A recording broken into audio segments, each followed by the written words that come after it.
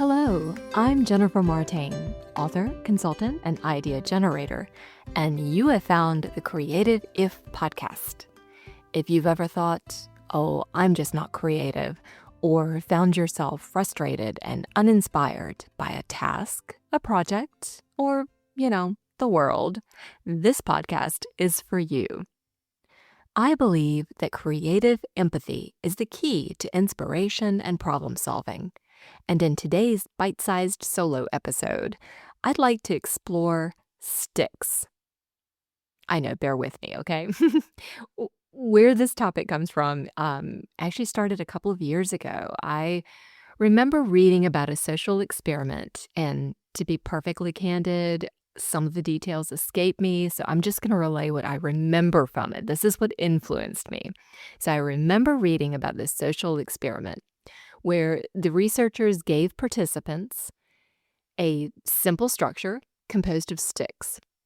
And their task was simply make the structure stronger, better, more functional. There were no other instructions. However, the researchers did provide them with additional sticks. So, as you might be able to guess, humans being humans, apparently everybody, or like most of the people in this experiment, added sticks. They made the structures more and more complex, trying to use all the sticks or most of the sticks. And I remember gathering from, the researchers' comments in the article that kind of was missing the point, that actually if they had removed sticks from the original structure, that it actually would have made it more stable, that it would have made it more functional. So I'm gonna, toss that out to those of you who are really good with architecture and geometry and things like this to figure out what sort of structure it might have been. I vaguely remember that it was, a 4-stick structure, and that really the smartest thing to do was apparently to take away a stick, which made it a 3-stick structure. I think it, kind of was wider at the base, covered more area, so it was more stable, and then narrowed, where the sticks leaned together at the top, kind of like a cone shape or I guess a teepee shape or something like that. So that's how I remember it. But the real takeaway that I got from this social experiment, what I think the researchers in their recap were trying to share, was that the majority of the participants, if not all the participants, the majority of the participants never even thought about actually removing sticks.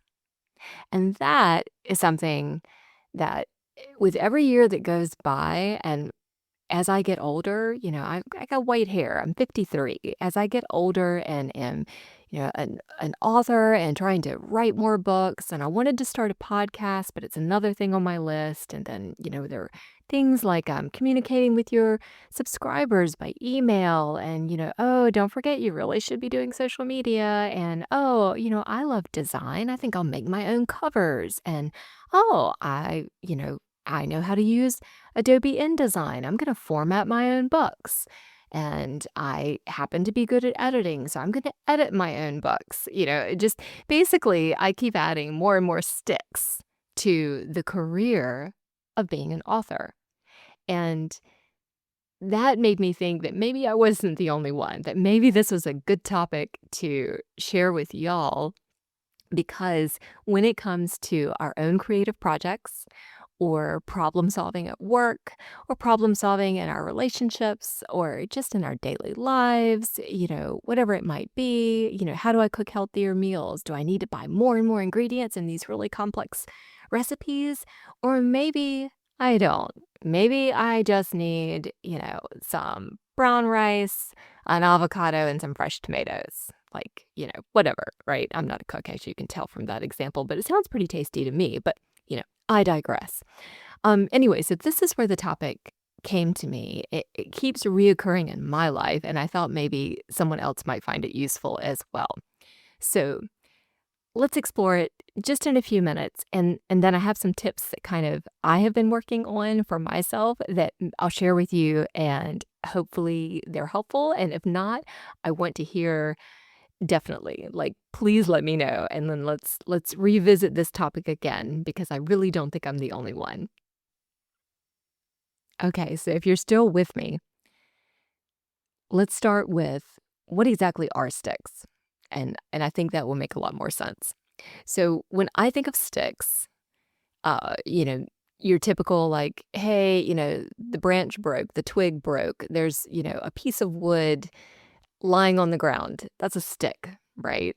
But in this sense of what we're discussing, going back to that social experiment I remember reading about, sticks were a framework.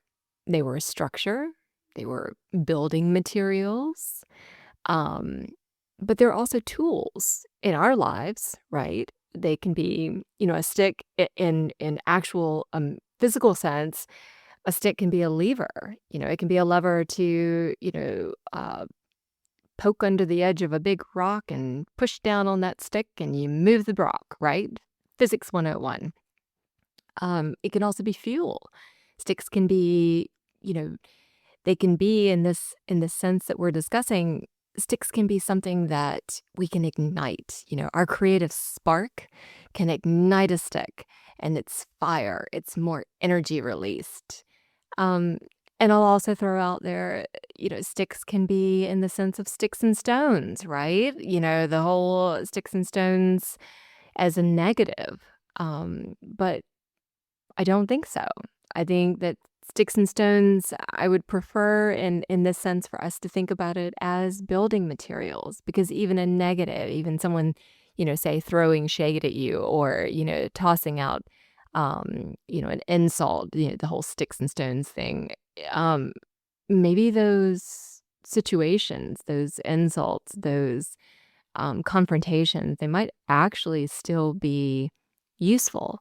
They might be something that you can then turn and use it as building material for your own character, for your life. So that again, a bit of another digression, but the point being that sticks can be a variety of things. And so then again, tying back into this, vague social experiment that I remember reading about, and please, please, y'all, if you remember reading about this social experiment, I want to say it was about, I said a couple of years ago, but really it was probably 3 or 4 years ago. And I'm sure it was one of those that was done on a college campus somewhere. So anyway, if any of y'all know this and would like to, really fill in the gaps in my memory, by all means, please do. That'd be fantastic. Otherwise, we're just going to go with what I remember. But going back to that, remembered social experiment, how many sticks are too many? How many sticks are too few? And it goes to first, what are we trying to accomplish? So if we think about in a creative sense for our projects, for our lives, problem solving again for something specific, are our sticks a structure?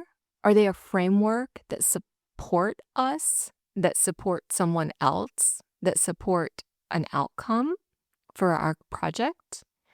Are they the building materials? Do we have to have, like, I'm going to use myself as an author example.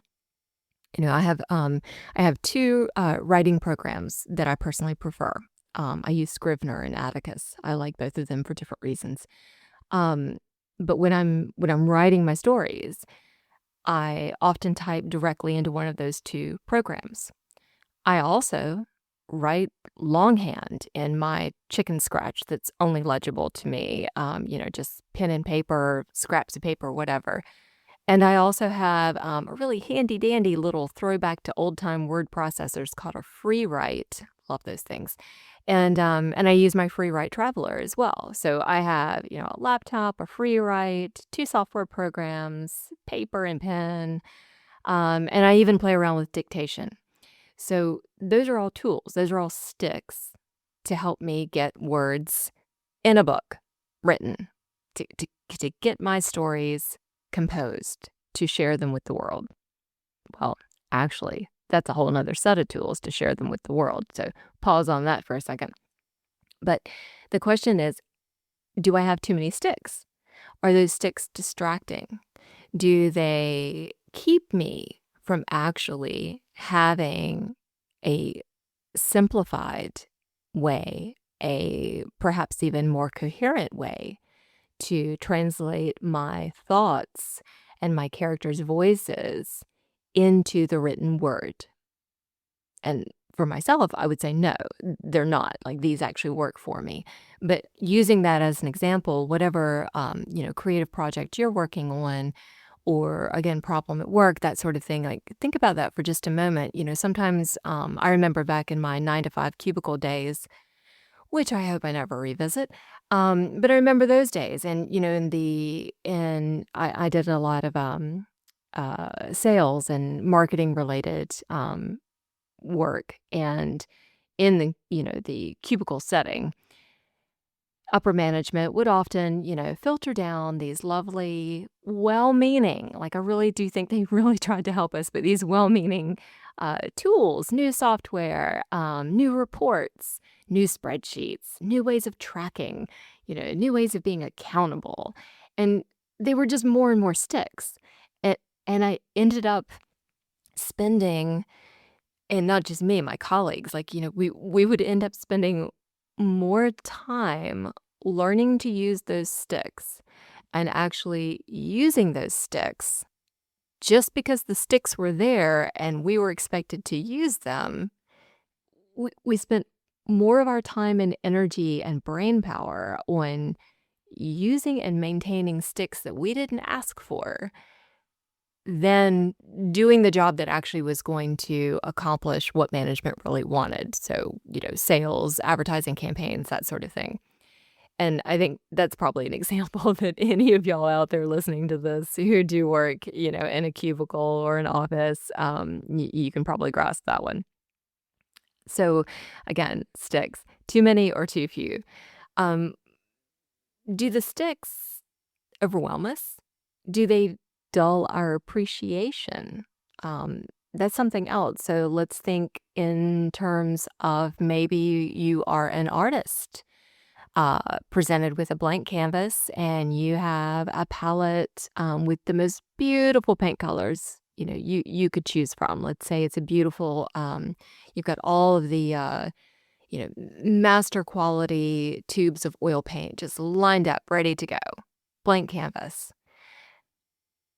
Would you be perhaps more creative if you were not overwhelmed by so many choices? Would you perhaps reach further into your creativity and perhaps express more emotion with the paint and your brush on that blank canvas if you only had the primary colors to work with? If you had to mix from scratch, if you had to force yourself to find just the right shade of green out of combining blue and yellow, or conversely, the whole set of, every shade of green and type of purple and everything else that, you could imagine already there, just beautiful and heirloom quality paints right in the tube, ready to go. For me, I would argue that you might be better off, with fewer sticks in our example. But every person's different. So again, I'm only bringing this up because I think sometimes we have to pause and think about what we've accumulated. How many sticks do we have in our lives? How many sticks do we have that relate to a certain creative project or a task or our jobs or even in our daily lives? Think about all the subscriptions we have to help us stay informed and entertained. How many things do we subscribe to? How many favorite TV shows do we have? Or how many podcasts do you listen to? I'm not offended. Think about that. Like, how many podcasts do you listen to, right? And maybe it's too many. Maybe you have too many sticks. Maybe the more we try to hoover up, suck in information and inspiration, maybe it's overwhelming you. Maybe you really just need a little silence. Maybe you need fewer sticks. Maybe you need to be a little bit more at peace with a lack of these, sticks that we're talking about in my ramblings. I also think that sometimes, I think often about the, necessity is the mother of invention, right? Like, I'm a kid, I grew up with the whole, 70s Saturday morning cartoon thing, and, I think it was ABC, if I remember correctly. Oh my god, I'm showing my age here because I can't even remember. But but they used to have these wonderful little, like, sing-song little cartoons, between the adverts that would, tell you all about, like, how a bill gets passed and what Congress does and all this fantastic stuff. But anyway, you know, I remember this really cool little cartoon with the, that necessity was the mother of invention. And I swear before I started recording this, I should have looked up who actually said that quote. I'm 99% sure it was Benjamin Franklin. Um, yeah, actually, you know what? I'm gonna pause recording and look that up real quick. So I'm not a total doofus here recording this. Okay, I'm back. I just had to look that up. Well, Google tells me, so I'm gonna blame Google if it's wrong. Google tells me it was Plato, which makes it even, an older and wiser thought than, Ben Franklin. But I can imagine, Ben Franklin saying it. But anyway, so getting back to my sticks and your sticks and all the sticks that we surround ourselves with, um, sometimes scarcity is actually helpful. So if we have too many sticks, if we have too many tools, if we have too much, e lumber, so to speak, for our framework and our structure and our building materials for our projects and our lives and our to-do lists and everything else, if we surround ourselves with too much, which, let's face it, here in America, our consumer-driven society, that's not that hard to do. But anyway, if we surround ourselves with too much, are we maybe missing the opportunity to be forced to be more creative, to be smarter, to make better choices? And I would say yes. And I say that not as a judgment call, but just from personal experience. It's often when I have found myself, just in a situation, some project I'm doing, a craft project or just on the fly trying to do something, and I'm like, "Oh, man, what I really need is XYZ, but that would require a trip across town to go get this, and then it would do this, and then I'd have to do that, and I'd lose 3 hours of my project time, or I could just jerry-rig something with a rubber band and some Scotch tape, and look, there you go, it worked." So, obviously, that's just a funny example, but I think we've all been there, right?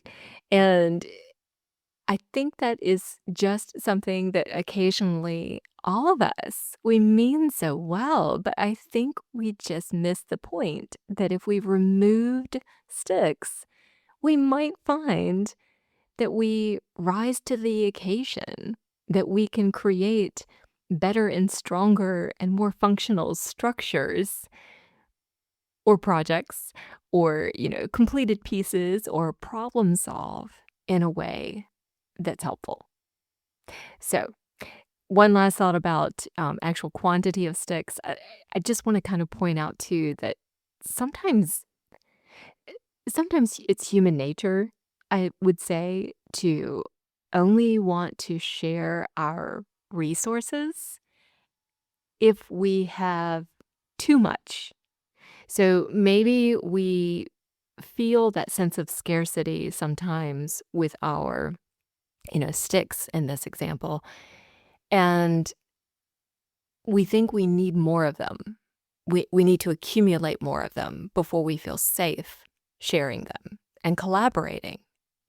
And I think for a lot of us that work in collaborative areas, and I do include myself with that because although I'm an author, which is obviously pretty much a solo gig, but I do creative consultations for clients, and that's very collaborative. Or I'll occasionally partner up with some author friends to do a project, or even just come together for some marketing or whatever. So in that case, we're each pooling our sticks, right? We're sharing, using the author example for a collaboration, we're each bringing something to the table. Uh, so, maybe so and so is good at editing, so and so is good at making covers, so and so is good at, posting about it on social media, whatever it might be. And sometimes it's human nature to not really feel comfortable with that level of sharing because it makes us feel vulnerable if we're losing our sticks. And that might be how we see it. Maybe we see it as giving away our sticks, our tools, our resources, our building materials, our energy. Energy can be a stick too. We have a finite number of hours in the day. Every hour is a stick.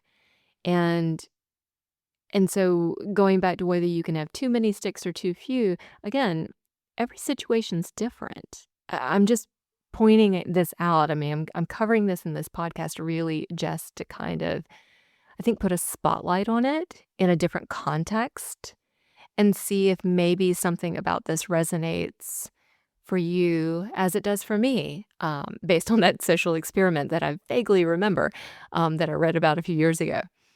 So I think that the tips that I have found useful for myself, and again, I am still growing. I am officially an adult now. I think I hit adulthood in my 40s. But but like all of us, I'm still maturing. I'm still wising up. I'm still, trying to become a higher and more resonant spiritual being as well as just a better human. So these are just my tips, but I hope they might be helpful. So the first one would be tip one would be to identify and appreciate your sticks for what they are and not what you want them to be. So again, pick your context, whether you're thinking about that big project that you want to accomplish, or the book you want to write, or even just finding the time to uh, you know do a dance class once a week, or cook healthier meals for your family, or whatever it might be. Identify and appreciate the sticks that you already have, the things that you already have access to. You have, for example, let's just focus for a second on healthy eating. If you already have a produce stand, lucky you know, a produce stand a mile away, and you have a working refrigerator and you've got a stove, and you have 2 hours a week, and that's it. You got 2 hours a week that you really don't need to be watching Netflix, and you could use that time to, say, prepare and cook, some meals you can freeze for the rest of the week.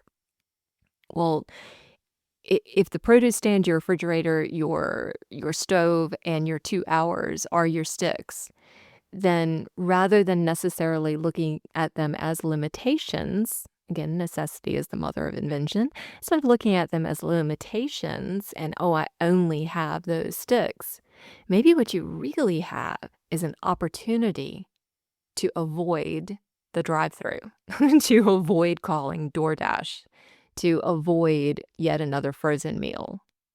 And healthy eating is super important to me, so I also want to just be really candid about the fact that I eat too many frozen meals. Yes, I do buy, the quote, really good for you ones, but this is something I'm working on too. Like, Jennifer, just stop work, save your hour, go cook a real meal.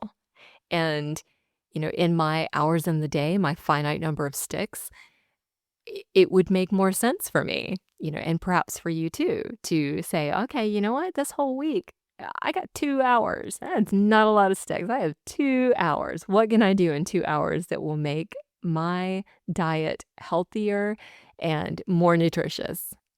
And sure, maybe you've got to supplement it somewhere with a pizza or something. But, again, I think you're following me along here. So tip one was identify and appreciate your sticks for what they are, not for what you wish they were.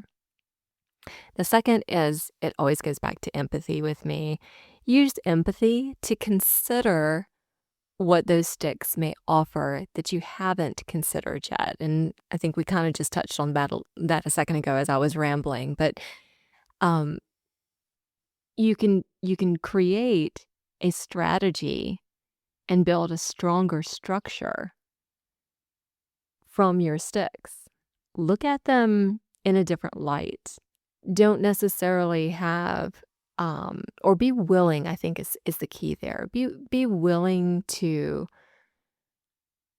see them in a different vein. What would if you use empathy to look at a particular tool or a resource or something that you might easily want to call a limitation, sticks can feel negative.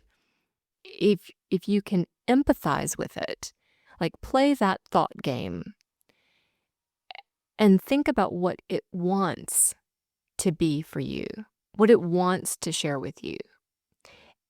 And I do think that's super important, really, in anything, in any topic I'm going to cover. This is going to come up a lot because it's meant so much in my life. It keeps me moving forward on days when I really don't want to move forward at all, because we all have those days. And I think that being able and willing and open to take that risk to do a deep dive into the persona, the character, the iteration of whatever that negative stick might be, and see if there is something valuable that it's offering, regardless of what you think it means or represents or is offering. And again, using the cooking food as an example, because that's such an easy one. Aren't we all trying to eat healthier, or should be? But uh, let's say again, going back to the 2 hour thing, that's super limiting, right? 2 hours a week, that's all I can cook, or that's all I can do. Well, in 2 hours a week, you can make a pretty fantastic stew, right? That you can portion out and freeze. And then the rest of the week, maybe you use some minute rice on top, with your stew, or you have it open faced over a sandwich, or you put it in a baked potato or something like this, right? So maybe your 2 hours is actually a lot more useful than you think it is, because it forces you to focus. Sometimes our negative sticks are really an opportunity to gain clarity. Yeah, that's what I'm trying to say. Those negative sticks, those negative things are often just an opportunity the universe is giving you to gain clarity.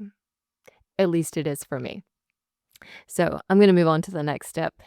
The next tip is, again, kind of ties all together. It's allow for change and holding space for new sticks to show up, right? Sometimes we have to release our old sticks. We have to throw them away. We have to let go of them. We didn't need them.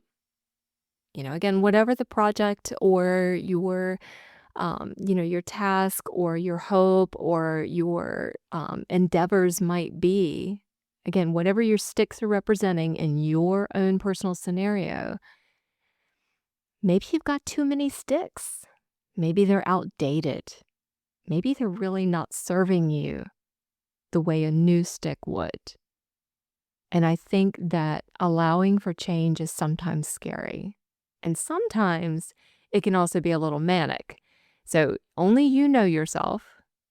And all I would say is, run these crazy ideas. If they sound crazy, run them by somebody else, chat with a friend over coffee, or something. I'm not a therapist, but I do think that there's some truth there. Sometimes when we need to discard our sticks, we need to throw them away. Sometimes we even need to burn them, right? If we need to get rid of our sticks to allow space for new ones, maybe those newer ones are a greener wood. It's more supple. It's able to maybe bend into a framework that's softer and yet more, it's more flexible, and yet maybe it's stronger. So I'm going to leave you to continue to think on that, in your own scenario. But I would just say that those are essentially the three tips that I'm offering, if you're still listening with me right now and I haven't lost you already, those are the 3 tips I'm offering because those are the 3 things that I do pretty much every day. I'm just like you. I get stumped. I get stuck. I get frustrated. There's an update to one of the software subscriptions that I use, and feel like I have to learn it from scratch. This is life, right?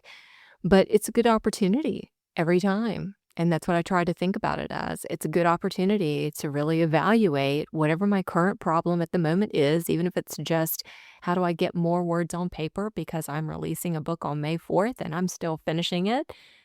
True story. But, these are the things that I walk through in my own mind to keep me inspired, to keep me moving forward. And, um, and I've learned them the hard way. Like most of us, I think that's, we often learn the best lessons through the most difficult journey.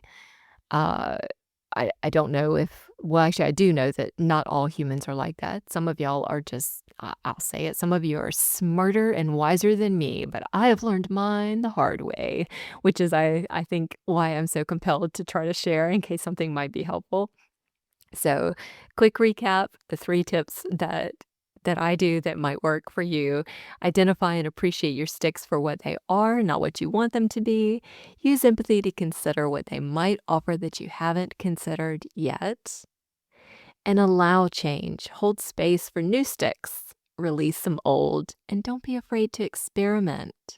It's okay. Every day we wake up is a new opportunity. It's a new chance.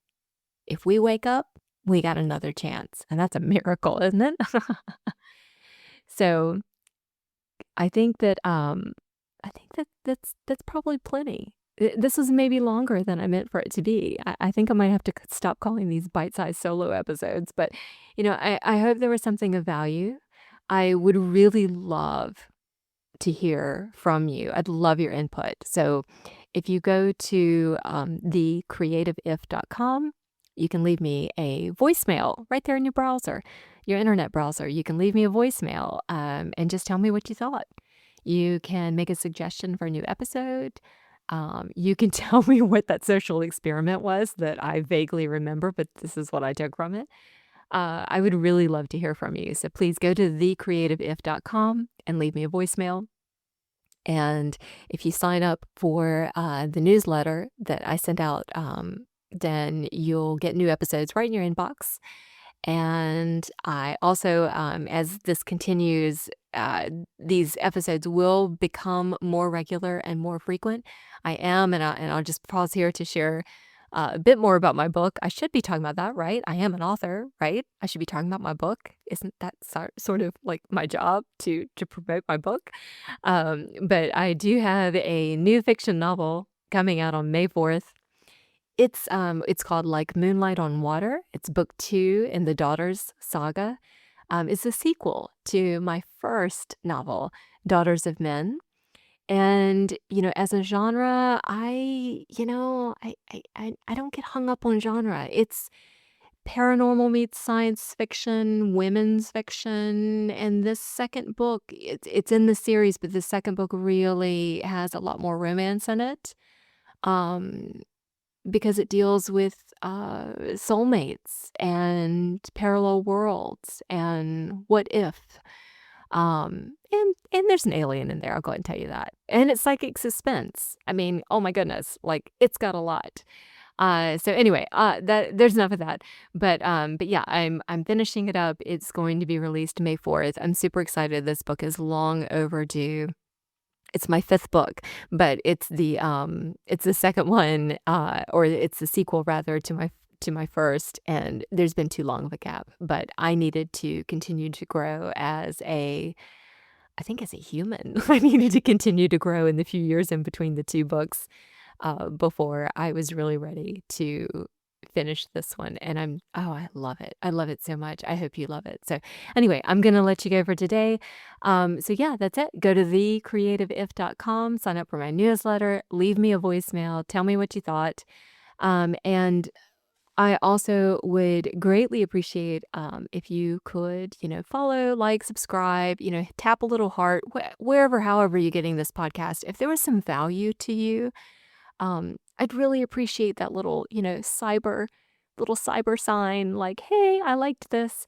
It means a lot to me because I'm just talking to the void, except I know you're there. I know you're there, and hopefully I'm talking to you like a particular you, and as if we were sitting there over a cup of coffee. That's what I'm trying to do because I can feel that connection, but I also know I'm talking to the void unless I know that some of you are actually there. So leave me a voicemail, tap a like, do a review, something like that. That would be fantastic. I really appreciate it.